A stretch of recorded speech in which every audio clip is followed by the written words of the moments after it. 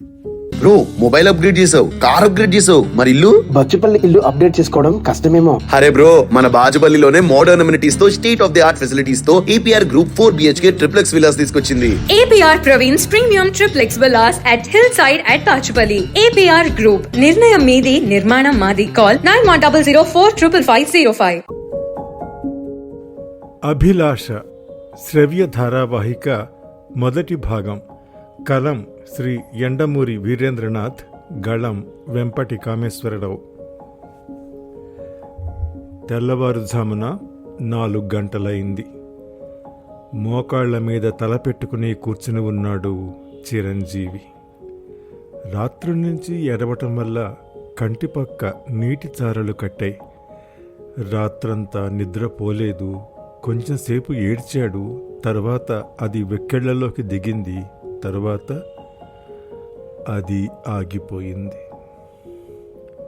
ఆ కుర్రాడికి 4 అడుగుల దూరంలో అతడి బాబాయ్ కూర్చుని ఉన్నాడు. అతడి మొహం అంతా రక్తం తోడేసినట్టు తెల్లగా పాలిపోయి ఉంది.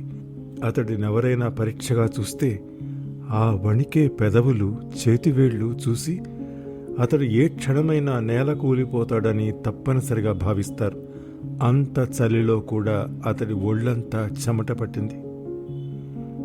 ఇంకా ఎంతసేపు ఉంది బాబాయ్ అడిగాడు. గంట వణుకుతున్న కంఠంతో అతడు అన్నాడు. విశాలమైన జైలు ఆవరణలో చీకటి చాపలా పరుచుకుని ఉంది. జేగురు రంగు గోడలు పల్చటి వెన్నెల్లో మరింత వెలవెలబోతున్నాయి.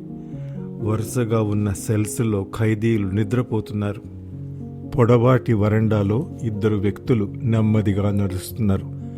దూరం నుంచి పడుతున్న లైటు కాంతిలో వారి నీడలు పొడుగ్గా పాముల్లా కదులుతున్నాయి.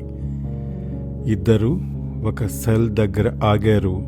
తాళం తీస్తున్న చప్పుడికి లోపలి ఖైదీ తలెత్తి చూశాడు. కిర్రుమంటూ తెరుచుకున్న తలుపు చప్పుడు తప్ప అంతా నిశ్శబ్దం. పొట్టిగా ఉన్న వ్యక్తి ఖైదీకి కొత్త యూనిఫారం ఇచ్చాడు. ఉరికి ముందు కొత్త బట్టలు ఇవ్వటం ఆచారం. జైలు రూల్స్ ప్రకారం ఖైదీకి అతడి మరణం గురించి 24 గంటల ముందుగా తెలియబరుస్తారు. అతడు ముందు నిశ్శబ్దంగా రోదించాడు. కానీ సమయం గడిచి ఉరి దగ్గర పడుతున్న కొద్దీ అదో రకమైన వేదాంత భావం అలవడింది. కొంతమంది ఏడుస్తారు, కొంతమంది గింజుకుంటారు, కొంతమంది హిస్టీరిక్గా మారతారు. కానీ చాలామంది నిర్లిప్తంగా దాన్ని ఆహ్వానిస్తారు. ఏదేమైనా 24 గంటలలో మరణం అని తెలియగానే చాలామంది జీవచ్ఛవాలవుతారు. ఖైదీకి మరణ సమయం తెలియపరచడానికి 1 రోజు ముందు, అంటే మొత్తం 2 రోజుల ముందు అతడి బంధువులకి ఆ విషయం తెలియబరుస్తారు. బంధువుల్ని ఆ విషయం ఖైదీకి చెప్పవద్దని అంటారు. కానీ అదెలాగైనా వారి ప్రవర్తన బట్టి తెలిసిపోతుంది ఖైదీకి. మరణశిక్ష ధృవీకరింపబడిన ఖైదీల్ని సాధ్యమైనంత వరకు ఒంటరిగానే ఉంచుతారు. పిచ్చి ఆవేశంతో తోటి ఖైదీల మీద దౌర్జన్యం చేయకుండా, అలాగే మిగతా ఖైదీలు నిద్రలో ఉన్నప్పుడే సూర్యోదయానికి ముందే ఉరి తీయబడుతుంది. నిశ్శబ్దంగా తమలోంచి ఒక ఖైదీ మాయమైన సంగతి మరుసటి రోజు ఖైదీలు గుర్తిస్తారు. అంతకుముందు రాత్రి డాక్టర్ వచ్చి అతడిని పరీక్ష చేశాడు. అతడు అనారోగ్యంగా లేడని ధృవీకరించాడు. అలా ధృవీకరిస్తేనే ఉరి అమలు జరుగుతుంది. ఆరోగ్యం సరిలేని ఖైదీని ఉరి వేయరు.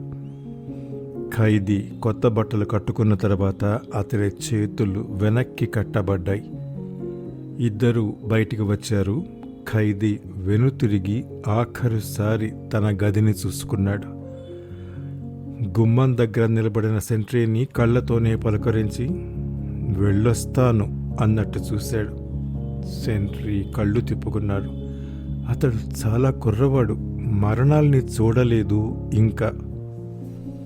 వారందరూ వరండాలో నడుస్తుంటే జైల్లో గంట కొట్టింది.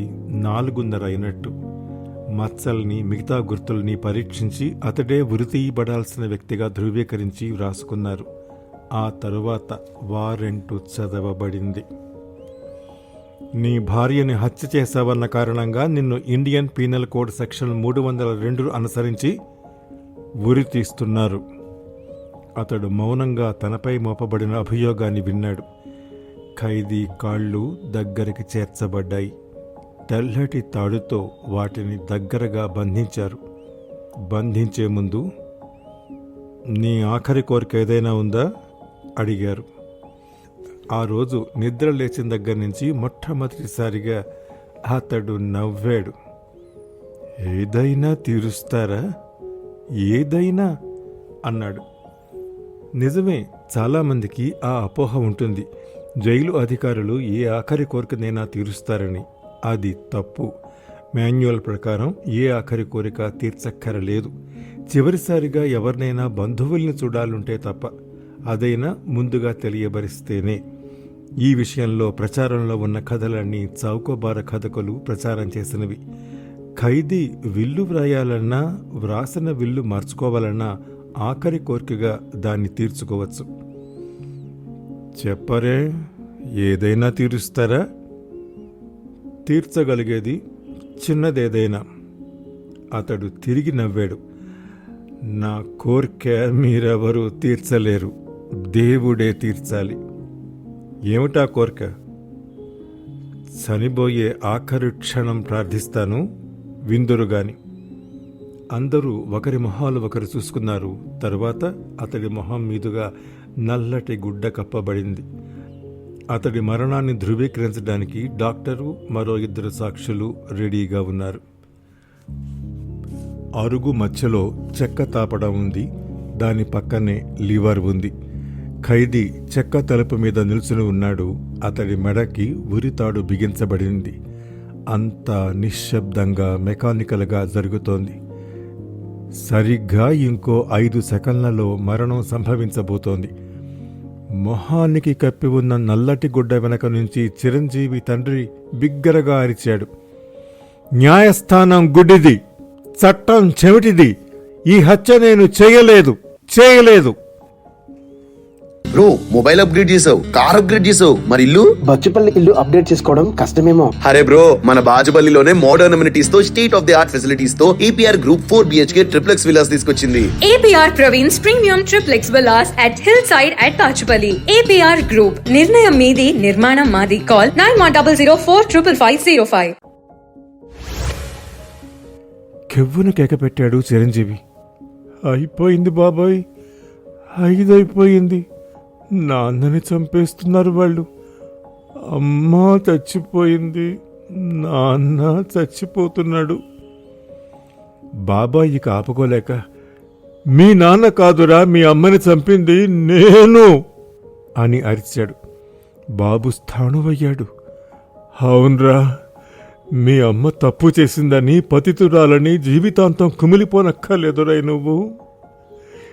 మీ అమ్మ పతివ్రతరా, మీ అమ్మ పతివ్రత. నేనే నీచుణ్ణి. ఒంటరిగా ఉండటం చూసి కబళించాలనుకున్నాను. బాబు దుఃఖం మర్చిపోయాడు. ఊహించలేని ఆ నిజం ఆ 12 ఏళ్ల కుర్రవాణ్ణి నిశ్చేష్టుణ్ణి చేసింది. అతడి బాబాయ్ గుండె పట్టుకుని కూలిపోయాడు. బతిమాలిందిరా మీ అమ్మ, కాళ్ళు పట్టుకుని వేడుకుంది. అపరకాళి అయి కత్తిపీట తీసుకుంది. అయినా పశుబలం ముందు ఓడిపోయింది. ఆ ఓటమిలో ప్రాణాలర్పించింది. ఒక్క క్షణం ముందొచ్చిన నాన్న ఇంకోలా ఊహించి ఆవేశంతో ఊగిపోయాడు. ఆ ఆవేశాన్ని నేను ఇంకోలా ఉపయోగించుకున్నాను. నేరాన్ని మీ నాన్న మీదకి తిప్పాను. నీకు తల్లి లేకుండా చేశాను, తండ్రిని లేకుండా చేశాను. కానీ ఒరేయ్, మనిషిని పాపం వెంటాడుతూనే ఉంటుందిరా. నిదర్శనం నేనే. అతడు మెలికలు తిరిగిపోతున్నాడు. ఈ క్షోభ నేను భరించలేను. ఇది నన్ను మింగేస్తోంది. నేను ఆ తరువాత గొంతులోంచి మాటలు రాలేదు. ఎవరో నొక్కినట్టు ఆగిపోయాయి. తెరిచి ఉన్న కళ్ళు అలాగే స్థిరమైపోయాయి. గుండె మీద నుంచి చెయ్యి కిందకి జారిపోయింది.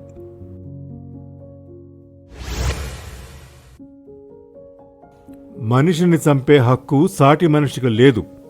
బ్రతికితే బయటపడే నిజాన్ని చంపి శాశ్వతంగా పాతిపెడతారు. ఈ శిక్ష రద్దు చేయాలి. లివర్ కదులుతున్న చప్పుడు. ఆ చప్పుడును మింగేస్తూ అతడి కంఠం జైలు గోడలు కంపించేలా ప్రతిధ్వనిస్తోంది. ఉరి శిక్షను రద్దు చేయాలి, ఉరిని రద్దు చేయాలి. లివర్ వెళ్లి కాళ్ల కింద తలుపు తాలూకు కుక్కాన్ని రిలీజ్ చేయటంతో దబ్బుమన్న శబ్దం. తలుపు కిందకి దిగిపోయింది. శరీరం గాలిలో వేలాడగానే మెడకి ఉరి బిగుసుకుంటుంది. Second, split second. ఉరిని రద్దు చేయండి, అదే నా ఆఖరి కోరిక. ఇండియన్ పీనల్ కోడ్ సెక్షన్ 302ను రద్దు చేయండి. ఇదే నా టప్పుమన్న చప్పుడుతో అతడి వెన్నెముక పైభాగం మెడ దగ్గర విరిగిపోయింది. ప్యాంటులో స్పెర్మ్ రిలీజ్ అయింది. ప్రపంచంలో ఉన్న విధానాల్లో కల్లా అత్యంత సులభంగా చావును సంపాదించి పెట్టే విధానం మెడకి ఉరి వేసి చంపటం. తాడుముడి మెడని విరగొట్టగానే సెకండ్లో స్పృహ తప్పిపోతుంది. స్పెర్మ్ రిలీజ్ అవడంతో అది అత్యంత సంతృప్తికరమైన మరణంగా అతడిని పైలోకాలకి తీసుకుపోతుంది. అతడి శరీరం లోపలికి వెళ్ళిపోగానే అక్కడ ఒక్కసారిగా అన్న శబ్దం వచ్చింది. అప్పటి వరకు బిగబట్టిన ఊపిరి అంతమంది ఒక్కసారి వదలటం వలన వచ్చిన శబ్దం అది. ఎంత అనుభవపూర్వకంగా చేసిన ఆఖరి క్షణం వరకు టెన్షనే. ఆ తరువాత 4-5 రోజుల వరకు ఆ దృశ్యం కళ్ల ముందు కదలాడుతూనే ఉంటుంది. ముందే మరణం తెలిసిన మనిషి వృద్ధుడు కాదు. మృత్యువుతో పోరాడటానికి డాక్టరు ఉండడు. బేలగా చూస్తూ చుట్టూ బంధువులు ఉండరు. చీకటి గదిలో ఒంటరితనం, నిశ్శబ్దంగా నడుచుకుంటూ ఉరికంబం దగ్గరికి రావటం. అనుభవజ్ఞుడైన డాక్టరు ఆపరేషన్ చేసినట్టు అతడి మెడకి ఉరి బిగించి ప్రాణాలు తీయడం. ఎవరిచ్చారు ఈ అధికారం? కళ్ళు లేని, చెవులు సరిగ్గా లేని ఈ న్యాయస్థానానికి బ్రతకటం మనిషి హక్కుగా నిర్ణయిస్తూ మనం రాసుకున్న కాన్స్టిట్యూషన్కి వ్యతిరేకంగా ఉరి తీసే హక్కు. అతడి శరీరం అరగంట పాటు అలాగే ఉంచబడింది. తరువాత డాక్టరు పరీక్షించి మరణాన్ని ధృవీకరించాడు. సూపరింటెండెంట్ కాగితాల్లో తన విధి నిర్వర్తించినట్టు వ్రాసుకుని ఫైలు మూసేశాడు. ఉరి తీయబడిన వ్యక్తి శవాన్ని బంధువులకు అప్పగించరు. దాన్ని బయటికి తీసుకుపోయారు. తూర్పు నుంచి సూర్యుడు నెమ్మదిగా పైకి వస్తున్నాడు. ఆ ఆవరణ అంతా నిర్మానుష్యంగా ఉంది. ఒక ముసల్ది మాత్రం చీపిరి కట్టతో ఒక మూల ఊడుస్తోంది. అంతా నిశ్శబ్దంగా ఉంది. ఉరి స్తంభపు అడుగు లోతుల్లోంచి మాత్రం ఒక ఆత్మ శరీరంలో కొట్టుకుని అప్పుడే బయటకు వచ్చి ఎలుగెత్తి అరుస్తున్నట్టు ఉంది. ఉరి శిక్ష రద్దు చేయండి, ఇండియన్ పీనల్ కోడ్ సెక్షన్ 302ని మార్చండి అని. ఇది జరిగి 12 సంవత్సరాలైంది. ఆ తరువాత ఏం జరిగిందో 2వ భాగంలో వింటారు. అంతవరకు సెలవు. నమస్కారం.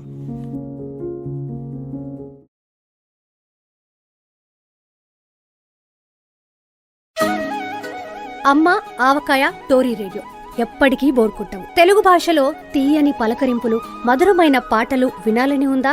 అయితే ఆండ్రాయిడ్, ఐఫోన్లో టోరీ రేడియో యాప్ని డౌన్లోడ్ చేసుకోండి. లేదా telugu1radio.com ద్వారా కూడా వినొచ్చు.